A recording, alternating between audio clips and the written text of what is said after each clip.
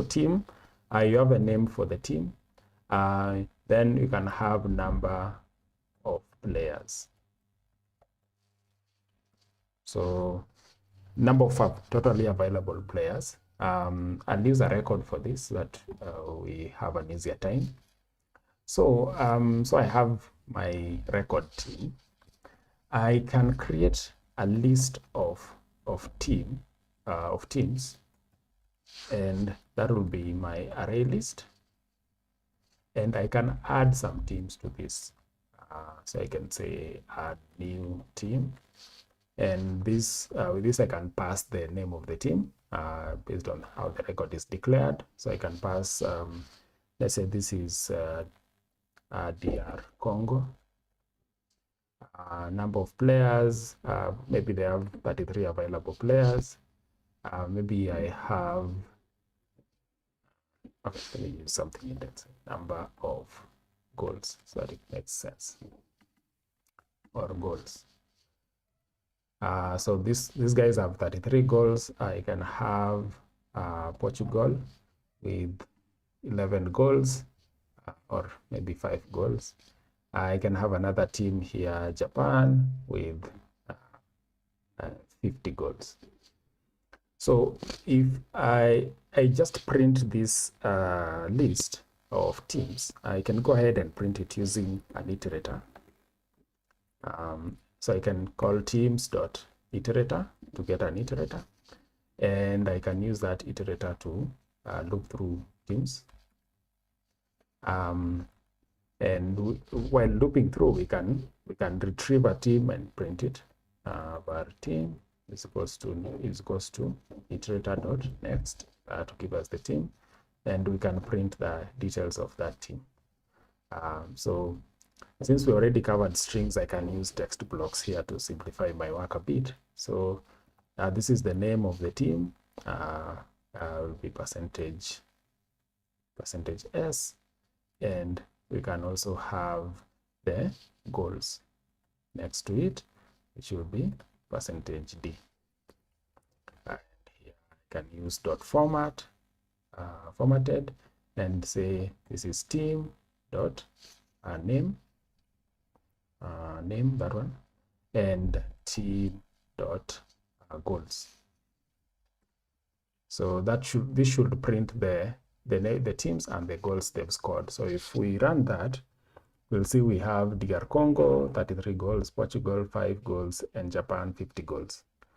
Now, what if I wanted to sort these teams by every time I want to sort the teams, I want to sort them by the number of goals they scored to see whether they were qualified for something.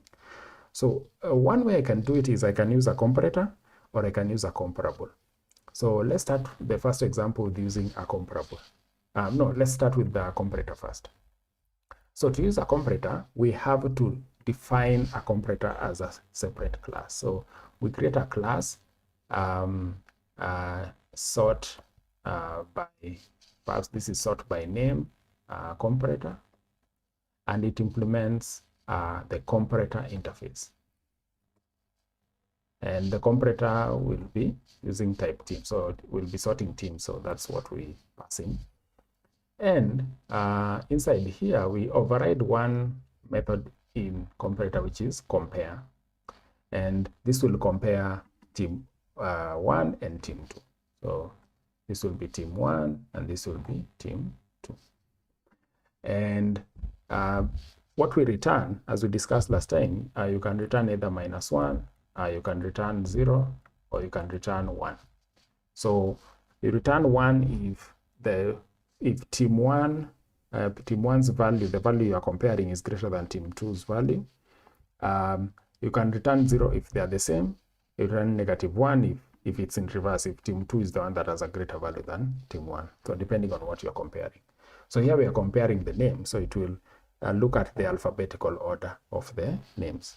And we can use some available utility functions in Java to help us with that, particularly string. So string has a way of doing that sorting comparison. So we can say compare to team 2 dot name. So that will compare team 2 name versus team 1 name. So during the sorting, of course, you guys know how sorting algorithms work. You move element by element as you compare two elements. If the next element is greater than this other element, then you can move one element in front of the other, and you repeat that process until the collection has been sorted. So in this case, we'll be sort of doing the same thing. So now we can use this comparator to sort the teams. And the way we do it is you call collections dot sort, and you pass it the list of the teams, which is the list here. And next to it, you pass the comparator. IntelliJ, I'm not liking the way IntelliJ does these pop-ups. Sometimes there are too many. Might have to move to bin. So the comparator in this case will be an instance of our sort by name comparator, this one.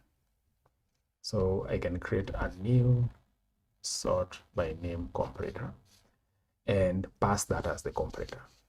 So what this means is I'll give collections.sort the teams that I want sorted, and the comparator that the strategy that it should use for sorting, which is this comparator, which means this will look at this compare function and use it for sorting. So if I go ahead and print it as well, I'll just reuse this function here and reuse the iterator. So these are sorted values. Let me prefix with sorted. And if we run it, we'll see before sorting, we have Congo, then we have Portugal, then we have Japan.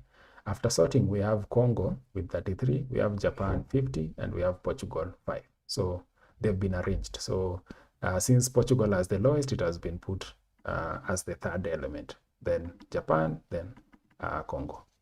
In fact, since coincidentally this is going number based, let me use some alphabetical names that can make sense to us, that will be easier to visualize. Let's say you have USA, you have a team that starts with A, maybe Armenia. Let's imagine Armenia qualified.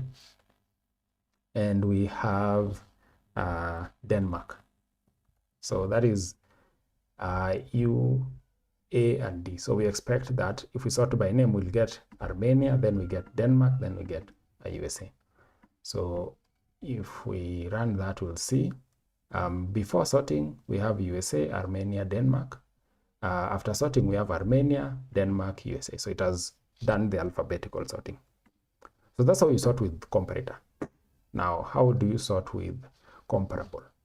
So with comparable, it's different. You implement the sorting strategy directly on the class. So where we've declared the record teams, we can implement comparable here. So we are not creating it as a separate class, and we give it the parameterized type, which is the object we want to sort. In this case, it's team, and we override the compareTo function. So with the difference between compare and compareTo, with compare, we compare two elements because we are not declaring this inside the class itself. It's not an instance function. It's not like a method in the class, but this is a method in the class, which means we have access to this, and this will reference the instance that we start the comparison with. So what we are passing here will be the other team. So we already have the first team. The first team is, the first team we are using for comparison is this instance. And we can use the same strategy we used here. Just return, because also this uses the same strategy. This int value can either be -1, it can be 0, or it can be 1. -1 if the second one is greater than the first one, 1 if the first one is greater than the second one, 0 if they are the same.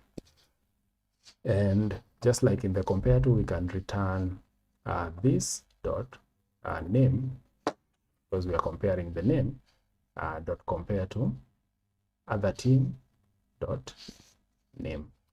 So this would help us achieve the same effect. So now when we are calling collections.sort, we don't need to pass a comparator. Can get rid of this comparator.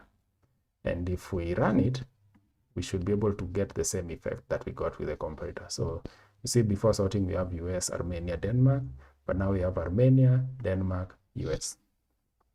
So the difference is, with the comparable, you implement it directly on the class, which means when you call collections.sort, you don't need to pass the comparator separately, the comparison strategy separately, but with comparator, you need to pass the comparison strategy directly. So that's why I was saying with comparable, you can do natural order sorting. With comparator, you implement the sorting strategies as separate classes and you invoke them as needed. The advantage of comparator, you can have many comparators, but with comparable, you can only do this once. You can only do this once for any type. So if you implement this sorting strategy for this team, then that's cast in stone. You can't change it. But with comparator, you can have like 100 sorting strategies.